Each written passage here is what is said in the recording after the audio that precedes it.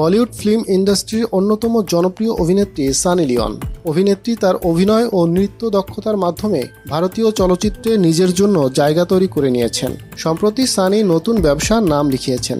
ভারতীয় তারকাদের রেস্তোরাঁ ব্যবসায় নাম লেখানোটা নতুন নয়। শিল্পা শেঠি কুন্দ্রা, সুনীল শেঠি, আশা ভোসলে, অর্জুন রামপাল, মিঠুন চক্রবর্তী থেকে নাগার্জুন অনেকেই রেস্তোরাঁ ব্যবসা রয়েছে।